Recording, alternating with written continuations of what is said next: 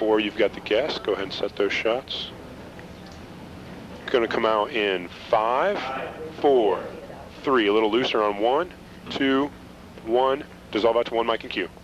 That was Ramona Buss with Wild Fibers by Ramona, joining us in WNIT Open Studio for the Artist Workshop. Moving right along, we're going into Backstage Pass, and joining us this afternoon is Beth Pare, and Beth is with the South Bend Symphony. Yes. And you're a harpist? Yes. Do you play any other instruments? I play piano. Actually, I started out on piano. I play flute badly and saxophone badly. Oh, no. Oh, yes. Now, why is that? Is it the breath support? Something like that. I just don't think I devoted as much time to it as a high school student. I think my passion was here. How did you find out what your passion was?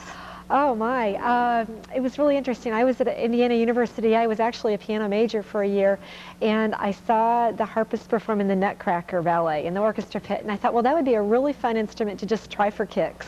And so 15 years later, here I am, and that was the day I knew that that was the instrument I wanted to try. Now, what I've always wondered about harpists is, I mean, it's easy to carry a flute with you to your gigs. What about this harp? How do you manage? Well, harps are more portable than you would realize, which I've had invitations to play at some really strange places, like on a lobster boat in Maine. I didn't take that gig, and I'm really glad I didn't because it rained like crazy that day. But the harp is fairly portable. It weighs 80 pounds. I can fit it in a minivan along with all the other stuff. And it's a little difficult to get places, especially on stairs, but it can be moved. Sure. All right. How does, since you mentioned the rain on the lobster boat, how does moisture and the temperature and climate affect your playing, if at all? Oh, it does, definitely. In the summer, I break more strings. The humidity makes them unwind. I have to watch the humidity in our house, especially in the winter. So just kind of keeping an eye on it and not letting it get too humid or too dry. Too dry is a real problem. Do you do anything to adjust the humidity in your home? We keep a humidifier going during the winter. And in the summer, there's generally not a problem. In fact, the problem is too much humidity. But that generally won't hurt the harp. So. What about any of the young aspiring harpists that may be out there watching? What sort of advice would you give them? What sort of things would you tell them to look out for? Oh, wow. I would say go ahead and start. There are harps that are available for rent, so the huge cost investment is not there right from the beginning. Piano always helps. I started on piano, and I found that just helped me tremendously. So even if you can't find a harp teacher right away, piano will help. And that was my next question. How easy is it to find a harp teacher?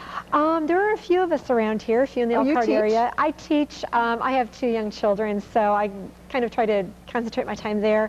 But I do enjoy teaching, and I have a couple of wonderful young students right now. Now, the South Bend Orchestra that you play with, how long have you been playing with them? On and off since 1990, and I started out as a substitute. Now I am with the principal pops harpist. The orchestra is a lot of fun. It's a completely different ball game. You have to make sure that you stay with the orchestra. You don't get to go off on your own as a soloist. Oh, now do we have a little problem with that? Oh, it was a learning experience for me. But I love playing. It's been so much fun, and it's been a very good experience, and it's just a thrill to play up there with all those other musicians. It really is. Let's see you play a little. Oh, absolutely. This is a classical harp piece. I choose it because people have told me, oh, that sounds beautiful when I play it. So I'll start out with La Source for classical harp.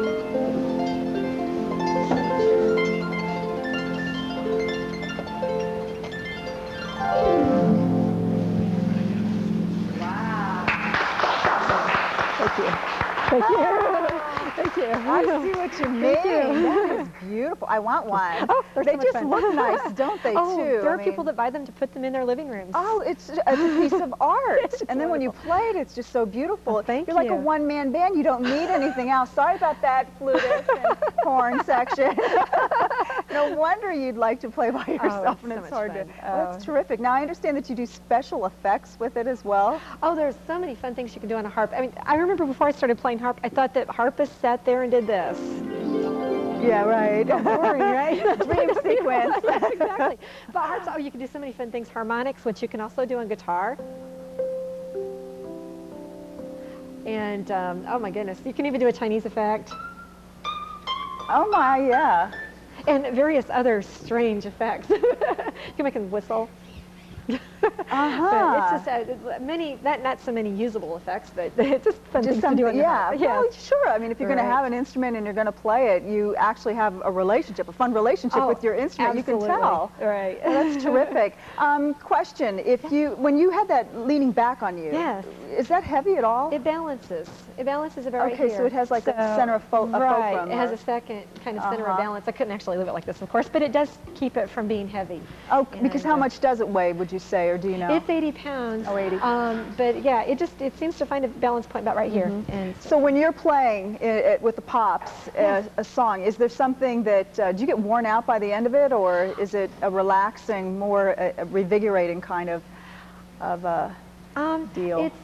It's not physically taxing to play. I mean, a piece like that, I played part of that piece, and to play the whole thing, I'm a little tired at the end. But with Pops, playing in the symphony, it's more of a mental stress because you're having to keep your eye on the conductor. In the harp, you pretty much have to watch your strings too, and then you have to watch your music. So I've learned to fix it so that so I can see everybody at once. And so it's more of a mental thing playing with the Pops.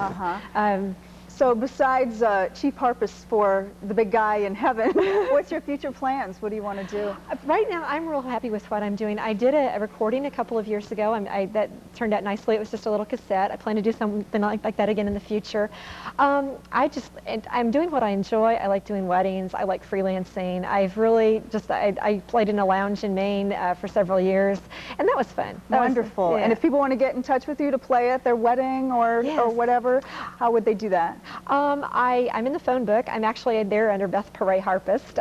We found that the phone calls came to our house more readily if we just listed myself that way. Harpist. Right, Terrific. So, yeah. Well, wonderful. I'm excited. You're so enthusiastic about what you're doing, too.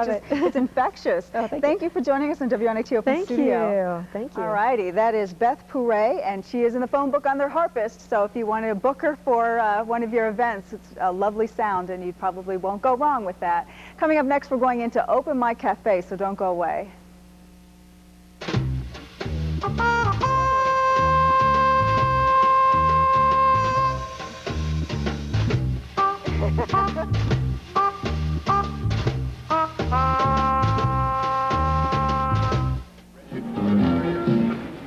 All right. Cameras 2 and 3, if you'll give me some wider shots. Camera 1, you need to find Trina. 4, you've got the guest. Coming out in 15 seconds. Camera 1, find your shot. 6, 5, 4, 3, 2, 1. Dissolve back to 1 mic and cue. That was a fabulous performance by Beth Pare, who was with us for Backstage Pass and a wonderful harpist in the area. We appreciate Beth coming in and joining us on WNIT Open Studio. And moving right along, we're going into Open Mic Cafe. Now, generally, during Open Mic Cafe, we try to imitate what's happening at the coffee houses or the tea shops, sort of poetry or performance kind of work. In this case, we have something very unusual. And joining us this afternoon in the WNIT Open Studio is Steve